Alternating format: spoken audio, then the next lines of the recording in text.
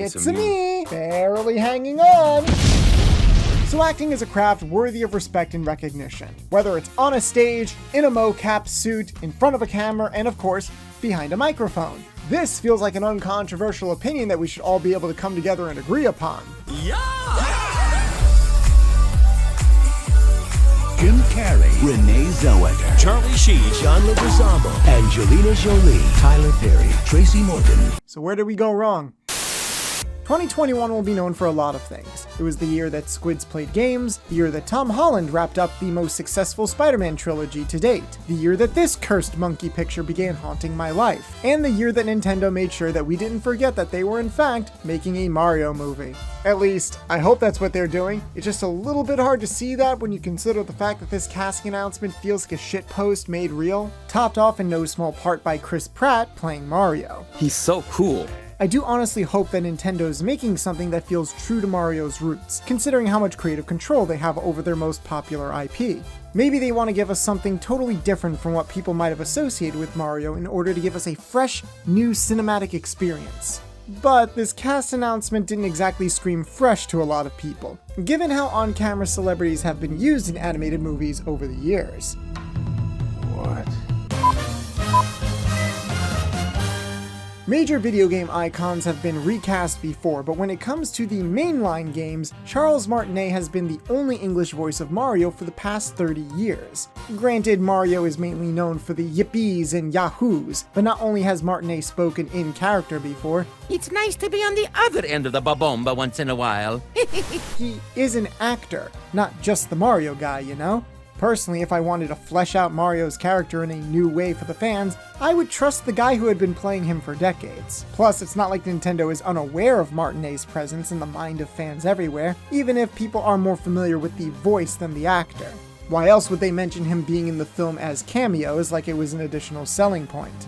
The problem isn't that he's not a talent and an asset, but maybe it's that he isn't enough of an asset compared to someone like Chris Pratt, who, between that and Garfield, is starting to gain traction as that guy who randomly voices iconic pre-established characters. I don't know about you, but I can't wait to hear him as Angel Dust after the Has-Been Hotel recasts. Personal feelings about the man aside, I'm not questioning Chris Pratt's voice acting talent at all. He was excellent in the Lego movie, and maybe he'll knock it out of the park as Mario despite the confirmed lack of an Italian accent. Have you read through the whole script?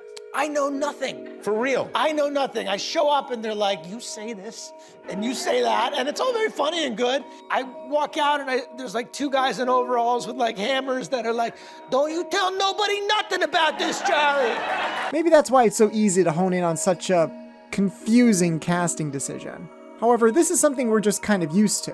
When a franchise gets popular enough to get a major theatrical installment, there's always that dread that those on top feel they need to cram in extra notoriety, whether it's recasts or cameos. But this isn't Ratchet and Clank, this is Mario we're talking about, one of the most popular video game and pop culture icons of all time, who could sell anything off of just his name alone. I'd argue we don't need A-list star power to sell this franchise. But the fact that Hollywood and some company executives might really think that this extra star power is always necessary to make animated films successful does leave me worried about certain aspects of the industry in the long run, especially since it wasn't always like this. Now, that isn't to say that animated films of the past didn't have some celebrity talent, and by the very nature of the definition, technically anyone with enough roles under their belt or dedicated fans can count as famous within a certain circle.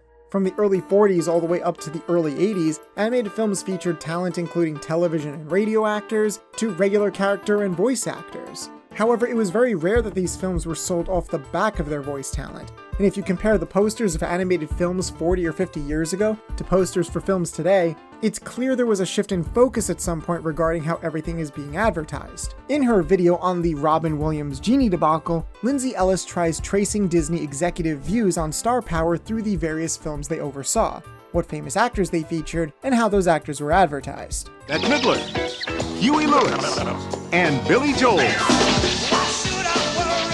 From The Great Mouse Detective to Oliver and Company to 1992's Aladdin.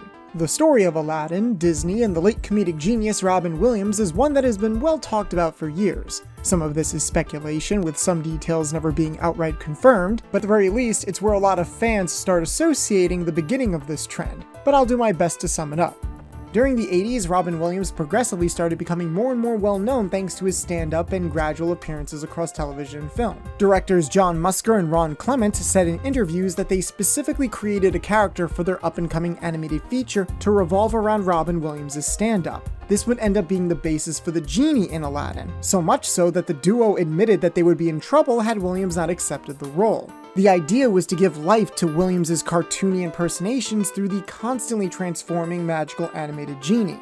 Williams agreed to the role, but under specific conditions, which included that his voice, name, and likeness would only be used in a limited capacity for the film's marketing. Williams seemed to be well aware of his growing popularity at the time, and specifically did not want to be used to sell toys or merchandise. Which Disney eventually did because it's fucking Disney. For a while, Williams didn't reprise his role until Aladdin and the King of Thieves, and while the hatchet appeared to have been buried, the gears were already set in motion. It's clear that Disney attributed the huge box office success of Aladdin to their marketing strategy, and thus almost every film that followed ended up featuring either what could be considered widely known bankable movie stars at the time, or at the very least a Genie analog, getting a well-known celebrity or comedian to act as memorable comedic relief that stood out from the rest of the cast. And to be fair, not all of the films that Disney put out during the next decade followed this trend, but the ones that made the most money definitely did. By contrast, modern-day Disney seemed to have backed away from that kind of Genie analog. Mostly. There will still be celebrities, but it's rare that they make up the backbone of the marketing or comedic relief. I guess it's possible they gained more confidence in their animation, though the jury is still out on whatever's going on with their quote-unquote live-action remakes. However, maybe what Disney's doing is walking back on the trend because their main competitors are just so into it. A few years after Aladdin hit the scene, these three guys founded DreamWorks Animation, which would end up producing their own animated feature films in an attempt to compete with Disney. However, whether it was 3D or 2D, it's clear how the money for these films was being used, and all of this accumulated into a film that would arguably help define the turn of a century. Ugh, it's hideous! Oh, that's not very nice. It's just a donkey. Now, I love Shrek. However, it's hard to deny that the film is sort of what happens when you take the one-off celebrity characters from the Disney Renaissance and just make them the whole cast of the movie. Hey, look at that, they even got Eddie Murphy back. Obviously, Shrek is supposed to be a big meta joke on fairy tales and Disney business practices, even taking jabs at specific people that were working at Disney at the time. So you could argue that the celebrity casting is sort of part of the whole joke. There are even some casting choices that feel legitimately clever. But whether or not this was the intent, Shrek took celebrity voiceover across the event horizon, and I would argue that the world of Hollywood animation has never really been the same. Zendaya is Michi, and LeBron James is Gwangi. Fun fact, one of the founders of DreamWorks Animation was Jeffrey Katzenberg. Not only was he a former Disney executive, but he was also one of the guys that arguably was responsible for screwing over Robin Williams during the Aladdin deal, who went on to found a studio that started stuffing celebrities into their films like it was a contest. I'd like to thank Jeffrey Katzenberg. You know, if I wanted to, I could just end the video here and blame this guy for everything, but sorry guys, we're in it for another 30-minute video. Some DreamWorks films ended up being some of my favorite animated features of all time, but even the best of them were heavily marketed with their star-studded casts. Sometimes you can definitely have your cake and eat it too, but other films, not so much. And what makes things even worse is that DreamWorks would somehow still end up being outdone by other companies like Illumination, who seem to almost bank their entire identity around their celebrity marketing, even when that marketing seems to go against the very nature of the films that they're producing. The Sing movies are fun, but it's a little bit weird that these films are about random upstarts from different walks of life, and yet they're stacked by the most popular and well-known celebrities at the time, sending me confusing signals there with your marketing, Illumination, which I guess is also pretty on brand, actually. Mazda with Sky Active Technology. And who? I don't know. You've only said it like a billion times. Speaking of marketing, films are a largely collaborative effort with many moving parts. So on the one hand, trying to bank the entire success of a product on just one or a few people seems like a disservice to others. On the other hand, it doesn't matter how technically advanced or groundbreaking a piece of media is, you also need to find effective creative ways to get the attention of the right people. That's one of the main bases of marketing, and likewise, there's a lot of thought that needs to go into that side of a property's success. There was a point where I needed to ask myself, who is this marketing even supposed to be for? Like, do kids really care about the name of the person who is voicing the funny cartoon character on screen? Would you raise your hands if knowing that Mark Ruffalo is doing the voice of the cockatiel enhanced your experience of the movie? That is unanimous. But of course, the idea is to expand past that initial demographic and hit as wide of an audience as possible. Why just focus on kids and families when you can also get childless adults who might like a particular comedian or actor? By creating a relatable through line through media association, you can get them to want to see a film by associating it with something that they already like or might reasonably expect. If you liked an actor doing something, then obviously you'll like this movie that they're in, right? Granted, this can also be done with writers, directors, composers, etc. I can't deny that this all works, and we're all guilty of falling for the manipulation. One of the reasons why I wanted to see Encanto was because Lin-Manuel Miranda was writing the songs, and I am looking forward to the Sonic movie because the sexiest man alive, Idris Elba, is playing Knuckles. So granted, I'm not above any of these things, and a lot of the stuff that we're talking about today could be used as a facsimile for various different aspects of the entertainment industry. But I'm gonna stick to on-camera celebrities and voice actors for this video because that has become one of the clearest shifts in focus. And the funny thing is, I have this gut feeling that we were always going to experience that shift at some point. If it wasn't Robin Williams or Shrek or Katzenberg, it might have just been something else given America's celebrity-centric attitude. I want The Rock to play me. Never gonna happen. Sometimes bringing in well-known talent who already have a certain degree of notoriety ends up elevating a project for the better. Obviously, one person doesn't make a movie, but if someone is already a major part of a project, then it makes sense for the marketing to capitalize on that. And honestly, I don't think most people mind when that is the order of events. There is a difference between taking advantage of what you already have versus hiring someone just to use their name. Robin Williams started as the former, but turned into the latter. Of course, the circumstances revolving around a film's casting decisions are unknown to the general public more often than not. So there's always going to be this sense of plausible deniability with stuff like this. I mean, after all, it's not like an executive or whoever is in charge of casting is just going to come out and admit something like, "So what made you consider him for the role of Mega Man?" "Oh yeah, we totally just cast this person and put a name on the poster. We didn't even have an audition. We literally just had a meeting, ran some numbers, looked at some charts, and broke for lunch early." This, my friends, is called stunt casting, and I'm not saying that it's always that blatant. Contrary to popular belief, I am a pretty optimistic guy and want to give people the benefit of the doubt. Maybe they got the best person for the role, like Robin Williams with the Genie. There are certainly clear examples of that, but sometimes the way everything is presented makes giving that benefit really hard. When Space Jam: A New Legacy came out this past year and it was finally revealed who would be voicing Lola Bunny for this new generation, a lot of people, myself included, were miffed at how the cast was promoted. The Looney Tunes animation live-action hybrid movies have always marketed themselves with the names of their on-camera actors, but not really with the names of their voice actors. Billy West spoke about the original Space Jam in this old AV Club interview, where they treated the Looney Tunes characters as actual living beings that were cast in the film. Fast forward to some TV spots for A New Legacy, which continued this tradition by featuring the Looney Tunes alongside LeBron James, but then breaks that pattern by crediting Zendaya as Lola Bunny. Either just credit all your actors or don't credit any of them at all, because all you're doing is saying that only Zendaya's name deserves to be front and center, despite the fact that you wouldn't have the Looney Tunes, one of the most influential animated creatures in the world, without these voice talents breathing life into them. Quality of the film itself aside, which is code for I hated it, why can't the rest of the voice cast be treated with the same amount of fanfare as everyone else in the film? At best, it treats Zendaya as some kind of gimmick, while at worst, it feels like there's this hierarchy between physical, on-screen notoriety and animated voiceover. You were so busy thinking of Mark Hamill as a celebrity, you forgot that he's also a talented voice actor.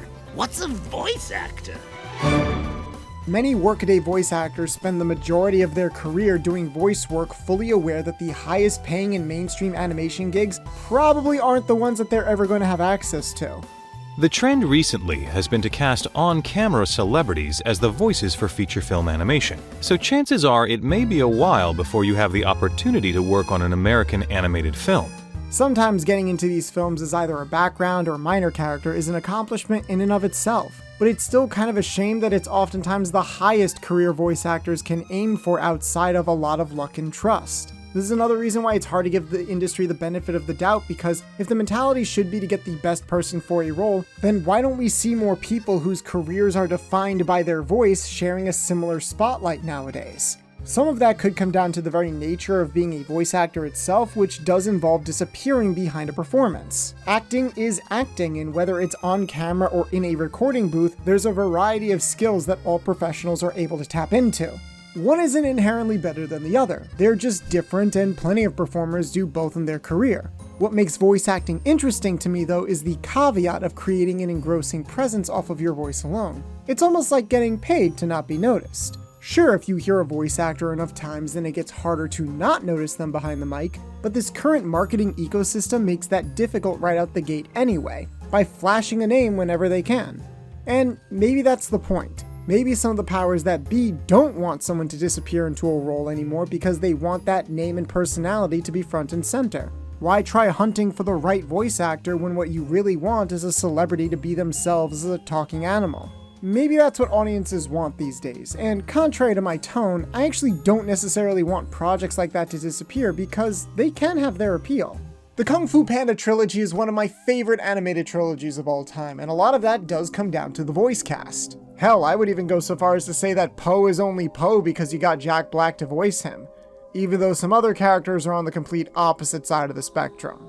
Like, do we really need Jackie Chan to voice Monkey when he's only got maybe 4 lines collectively across these 3 films? You'd think that they would just get anybody to voice him, but this is a case where the presence of the actor totally eclipses the presence of the character. Monkey. We need that name on the poster, but don't worry, this will only apply to the theatrical film. When it comes to the TV shows and specials where voice actors thrive more, we can just replace all the celebrities. In fact, we even got the same guy who played Jackie Chan himself in Jackie Chan's own cartoon show to voice match Monkey in the Kung Fu Panda show. Think about that for a second. Jackie Chan didn't even voice himself in his own cartoon show. You got a problem with cartoons? This might sound like sour grapes because this approach does go against that core foundation of why I find voice acting so interesting. But I don't know, it also just feels like, at its worst extreme, your average voice actor is being punished for not being noticeable enough. In other words, being punished for doing their job. But what are you saying, AJ? Do you not want celebrities in anything? Are they not allowed to enter the world of voice acting at all because the status of their name can never really be shaken off? That almost sounds like punishing them for having all their hard work get noticed, doesn't it? And you're absolutely right, which is why that's the complete opposite of what I'm saying. I actually would be on board with more celebrities taking that dedicated step into the world of voice acting. Despite any grievances, very rarely is celebrity voice acting actually bad on a technical level, even if the character or movie they're a part of isn't that interesting. Father, when can I leave to be on my own? I've got the whole world to see. You are too special. Obviously, there are already famous on-camera actors with comprehensive voiceover careers we admire a lot, but I've also seen so many interviews and behind-the-scenes stuff with actors who tried voice acting for the first time and sing its praises as an involved form of expression. However, whether they mean it or not, the fact that the conversation surrounding live-action celebrities in animation mostly concerns these big films is telling. Networks like animation because they don't have to pay the actors squat. Plus, they can replace him and no one can tell the diddly difference. A lot of people want to blame the existing industry for not having the money or credentials to lure in a lot of high-profile celebrities, and that's fair. The voiceover industry is far from perfect on its own. It can sometimes undervalue the talent that makes it up, and I don't have an immediate solution to those problems as an outsider looking in. I don't know much about the entertainment industry. The most I can speak on is my gradual frustration with these conversations as they keep coming up, and will continue to keep coming up with almost every new Western animated film announcement. Oh, and for all you folks watching this video who might be saying, boy, I'm so glad I don't have to worry about this because I watch anime in Japanese and they never do stuff like this. Yeah, of course us filthy dub fans get all high and mighty about this all of a sudden. A voice actor who can't sing is unheard of! It's not unheard of. An actor's job is acting. Whoa, that's some old school thinking. That's why the anime industry is now shrinking. This isn't... Okay, so obviously Shirobako is not fully realistic. It's an exaggerated work of fiction. At least I hope it is. She's seriously hot. She'll stand out at the events. And on her profile, it says she's okay with donning cosplay and swimsuit. But the factors they're all talking about here are real for sure. Again, this doesn't mean the chosen performers aren't great actors, and like they say in the scene, sometimes people can grow into their characters. It just means that whether it's live events, character songs, or whatever, the business sometimes treats them as assets outside their roles in the story too, which, you know, you shouldn't be leaning too hard in that direction, right? Suzuki and Moriguchi won't bring in the viewers. Am I wrong that you want to sell a lot of Blu-rays, director? You wouldn't like low sales like you had for your last show now, would you? Well, it's time for you to grow the hell up. My opinions matter! My company invests here! We're clients too! So am I! I'm a client as well! Sorry guys, but funny... And I can understand that some business practices are never going to go away. I'm sure a lot of this might fall on deaf ears because I think we're at a point where Hollywood is in no rush to not bank on celebrity talent for animated films, because they've tended to be part of a formula for success. But maybe there will come a time where they realize that it's not the only formula for success. With an increase of non-Western media really taking off all over the world with casts that mainstream American audiences probably never would have recognized anyway, you have to wonder whether celebrity star power is worth as much nowadays. Even the English dubs of these foreign properties like anime very rarely cast Hollywood celebrities in them, but the actors they do get are still contributing factors to these franchises pulling major box office numbers and streaming views. Mainstream US audiences probably didn't know much about the Mugen Train voice cast in English or Japanese, yet it became one of the highest grossing films of 2021 with limited releases no less. The world is always changing, but what do we want to see it change into? Monkey. I can't speak for everybody, but obviously I want to keep having these conversations, because if these practices aren't going away anytime soon, then neither should the discussions about them. However, maybe we could do a better job of pushing past the immediate yet at times justifiable frustration. I remember when Disney started dubbing Ghibli movies with celebrities, and a lot of fans said that this is what all anime dubbing should sound like. Those conversations don't come up as often anymore, thank God. But I always wondered if those opinions were because of the people that were cast rather than the performances that were given. It was almost like status became a smokescreen from the ability to properly break down the performance. But now we've sort of swung to the other side without really pushing the conversation further than before. Maybe if we started critiquing the craft of the acting more, we could push these directors and executives to maybe give a bit more thought into what these performances are supposed to be like.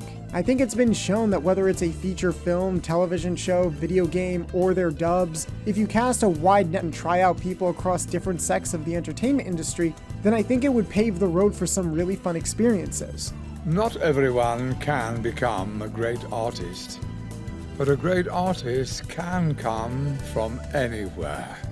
Right now in the world of anime dubs, some studios like NYV Post, Sound Cadence Studios, and even the unfortunately rare Ocean dubs have an exciting mix of different talent streams depending on the project. As time's gone on, more and more celebrities have come out about how much they like anime or cartoons, but not as many take the step to highlight what makes the industry so interesting and important, unless they can monetarily justify it. One of the most interesting shows from the past few decades was a Toonami exclusive anime called IGPX, but it did actually have a good mix of voice actors, character actors, and television celebrities, where the only way that they were able to do that is because of how the project was pitched to them. Granted, some streaming services like Netflix are doing some legwork to get more of these people into voiceover and make conditions better to voiceover in general, even though it's not perfect just yet.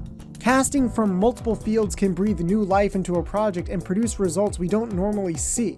Even if you end up with an A-list celebrity as the lead at the end of the day, it feels less gimmicky when you go about it this way. Maybe a more competitive environment would cause TV and film celebrities to show a bit more initiative in getting involved in other voiceover projects if that's really what they want to do. Similarly, some aspects of the voiceover industry could not be as closed off to the idea of including celebrities or other unconventional talents as well. Trust me, I know there are still plenty of people that would jump at the chance to immerse more of these actors in the world of voiceover. It would actually be interesting if celebrities could lend their talents to anime dubs on a more regular basis, rather than having it be a special occasions thing. These anime have great stories that could really benefit from their talent, as long as the pendulum doesn't swing to the other way as anime continues to grow more mainstream. Look, I love Tom Holland, but I still don't want to go to the timeline where he's cast as every shonen protagonist ever. The opportunities are there on both fronts, and at the end of the day, the people who suffer the most are those who don't get the same chances. It's easy to look at a lot of voice actors who talk about this topic every time there's a new casting announcement as being jealous or crying sour grapes. Yeah, sometimes it might just be that, but I legitimately empathize with going through that uphill battle. I also know for a fact this isn't going to be the last time that we talk about this. Today it's Chris Pratt's Mario, tomorrow it's Mark Wahlberg as Mega Man. What? No! The discourse around these conversations could be a lot more constructive than yelling at celebrities just because they got the role, even though the marketing and plausible deniability makes that very difficult at times. The industry can definitely treat its actors better, and maybe we can help set that example by advocating for these changes. At the end of the day, what we want is for the people who voice some of our favorite characters, famous or not, to be seen for what they are. Not as silly voices, not as marketing gimmicks, not even as incentives for adults to sit there and endure the movies with their kids, but as actors.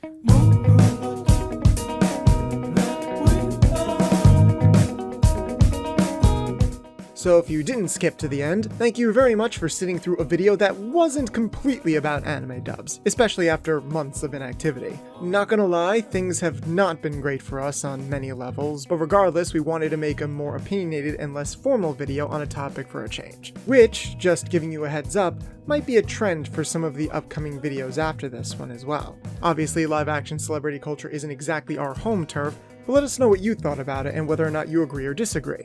What are your favorite and least favorite celebrities in animated films? Where do you want this trend to go? Speaking of which, we have our own celebrity video editor, Mr. Nice Guy, to thank once again for his work on this video. And finally, a big thank you to our patrons for sticking with us through this difficult time, including Reagan Senpai, Andrew Wade Pittman, A. Hoba, Jose Argumedo, JR Pictures, Marissa Lenti, Ryan Rodriguez, Tristan Gallant, Unknown Secret 1000, Xavier Gordon, and Queen Era 2. This has been the Cartoon Cypher, and until next time. Monkey.